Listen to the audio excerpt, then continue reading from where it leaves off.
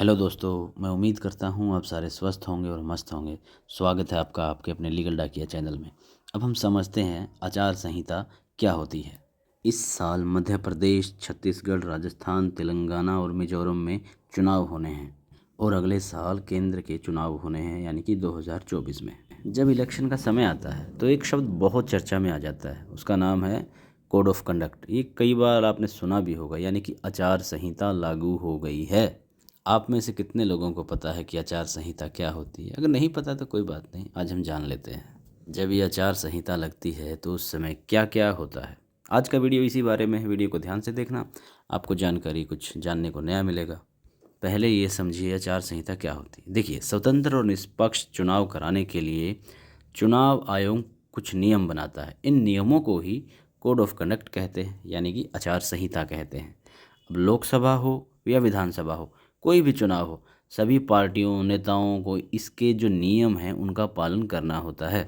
अब बात आती है कि ये लागू कब होती है। देखिए, चुनाव आयोग द्वारा चुनाव की तारीखों का जब ऐलान हो जाता है तो समझो आचार संहिता लागू हो गई, और जब तक चुनाव की प्रक्रिया पूरी नहीं हो जाती तब तक आचार संहिता लागू रहती है। एक बात और जानने समझने की है, जब लोकसभा का इलेक्शन होता है, यानी कि केंद्र का इलेक्शन होता है, तो आचार संहिता पूरे देश में लागू होती है। और जब विधानसभा का इलेक्शन होता है, वो उस समय ये राज्य के हिसाब से आचार संहिता लागू होती है। और हाँ, उपचुनाव के दौरान जिस क्षेत्र में चुनाव है, सिर्फ वहीं पर ही आचार संहिता लागू होती है।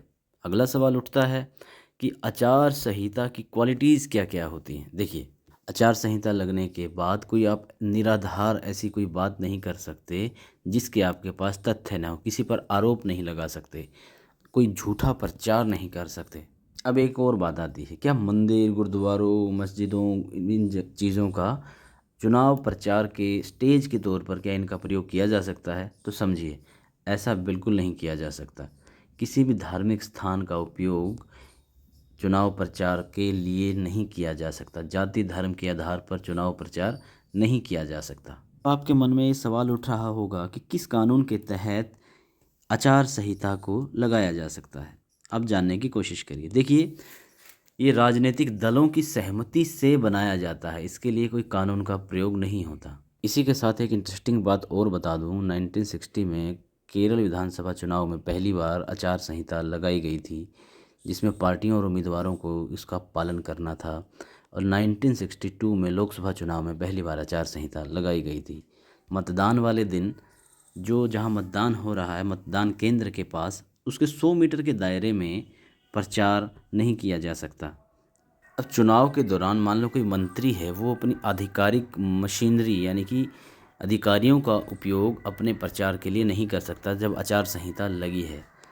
क्या वो जो सरकारी वाहन हैं जो उस मंत्री के अंडर में आते हैं, उनका उपयोग अपने प्रचार के लिए कर सकता है?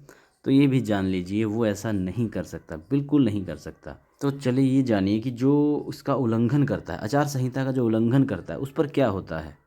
उस पर अनुशासनात्मक कार्यवाही की जा सकती है उल्लंघन करने पर, यहाँ तक कि उसकी उम्मीदवारी को भी रद्द किया जा सकता है चुनाव के दौरान। मैं उम्मीद करता हूँ आपको जानकारी अच्छी लगी। आपको जानकारी पसंद आई तो आप हमारे चैनल को फ्री में ग्रो करने में मदद कर सकते हो, जिसमें आपका कुछ नहीं जाता। आप लाइक कर सकते हैं, सब्सक्राइब कर सकते हैं, शेयर कर सकते हैं, हमारा हौसला बढ़ेगा। धन्यवाद।